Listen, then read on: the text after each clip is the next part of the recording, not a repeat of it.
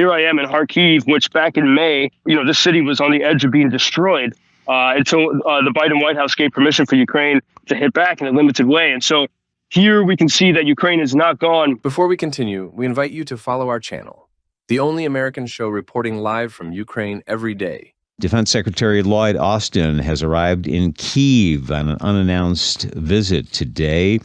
Let's check in with Joseph Lindsley in Ukraine, and a lot of uncertainty with the election 2 weeks away, isn't there, Joseph?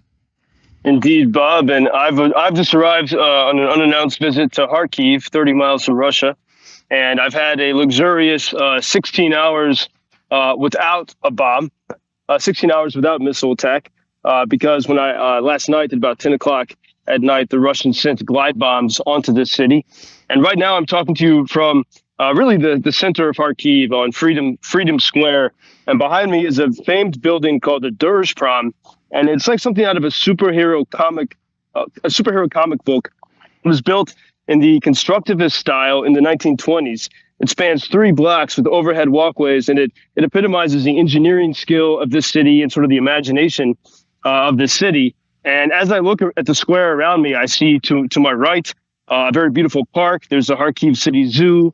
It's full of people on this sunny afternoon. But I can also see many buildings that have been bombed, including buildings that have been bombed since my most recent trip here, including the Palace Hotel, one of the nicest hotels in the city, now unusable because the Russians have hit it twice. And around 10 p.m. last night, as I said, there were 3 Russian glide bombs that hit the city. The glide bombs are very messy and very destructive. Fortunately, they hit a shopping center, and it was late at night, so no one was there. But immediately the power went out when the first bomb hit. And, Bob, I had not been in Kharkiv since April, and you kind of get complacent a little bit. I wasn't ready. So I was at my desk preparing to do some work. All of a sudden, the building shakes. And the power goes out, and I had to scramble to find my phone and shoes in the total darkness, and just not prepared. And none of my power banks were ready. And when I went down to, I'd arrived early in the morning on a 14-hour train from Lviv. And as I've said before, I love taking the Ukrainian trains, especially the overnight trains. In this case, I got my own room, and it's kind of a bit of a retreat because you don't really have internet access. And 14 hours of bliss, I had friends in Lviv. They have a nice cafe. They made me, oh, by the way, we can hear the alarm in the background, but it's the all clear. This is the all clear alarm sounding here throughout the city. And so friends made me a nice Italian sandwich. I had a bottle of wine, a very relaxing train journey for 14 hours. And then, of course, to arrive back here in Kharkiv. And every time when I'm returning here, there's a little bit of you that says, what am I doing? Going toward the war, 30 miles from Russia. But this city is so full of, as I've talked about so many times, spirit and life. And so even last night in the shelter, in the building where I stay, it was a jovial gathering. People were sharing drinks and conversation. And there was a group of Ukrainian doctors who come here from all over the country. They also come here to the edge to help people, in frontline villages. And we were laughing and joking. And at one point I said to everyone, did everyone forget that just an hour ago we had bombs were shaking the entire city? And here we are laughing and joking. And talking with the doctors, one thing we pointed out in Russian, the word for hospital is bolonitsa, which means place of pain. And in Ukrainian, the word for hospital is likarna, which means a place of healing. And so as I sat there in the shelter, laughing and joking with people, we're going through hell, but still it was a healing experience. And this is why I love being in Kharkiv. As we've heard, even former President Trump was repeating last week at the Al Smith dinner, this refrain that Ukraine is gone. But here in Kharkiv, you see a city that's anything but gone. It's still defiant, even as you can hear the air raid alarms ring out right now as I speak. It's so interesting to hear of your travels, Joe.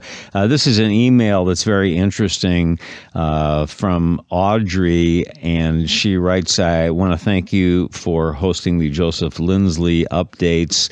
I only discovered these a month or so ago, and now they are a regular part of my morning. I've also shared it with my friends and encouraged everyone to tune in.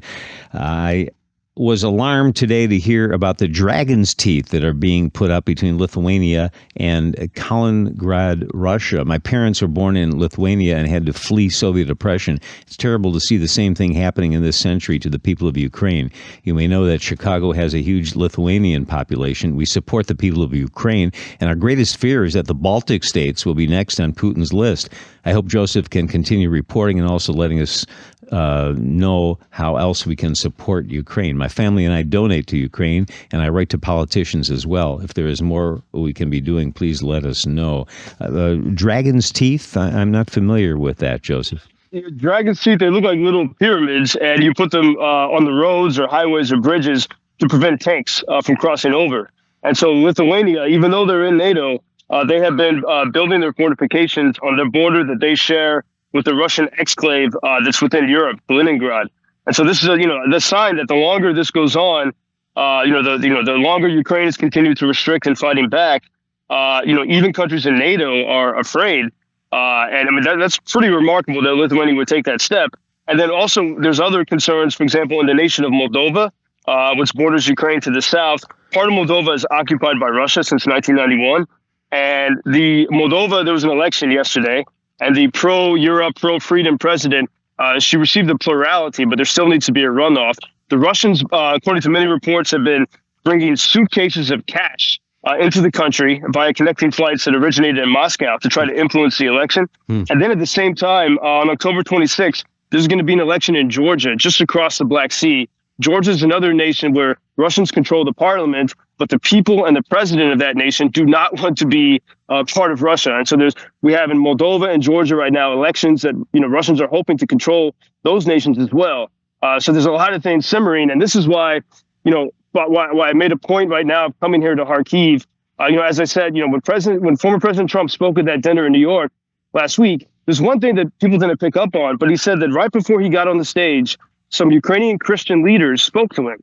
And I think what's happened is they've kind of overshot their storytelling. They're only telling Trump and others about the destruction that's happening here. And that's why Trump said, he says Ukraine is gone. But not enough people are saying, hey, look, this can actually work. I mean, the fact that here I am in Kharkiv, which back in May, this city was on the edge of being destroyed until the Biden White House gave permission for Ukraine to hit back in a limited way. And so here we can see that Ukraine is not gone. But as we look at all these tensions in this region of Europe, we see that if something doesn't change quickly, I think we could have a lot more disasters on hand. We could. Interesting to hear the other side. Joseph Lindsley in Ukraine. Joe, only you can call a 14-hour train ride bliss. Thank you very much. Thank you for introducing Ukraine on your social media pages. That's very important that much more people can get more information about the situation here and how everybody can help Ukraine to stay stronger and to save all the world. Что он сказал?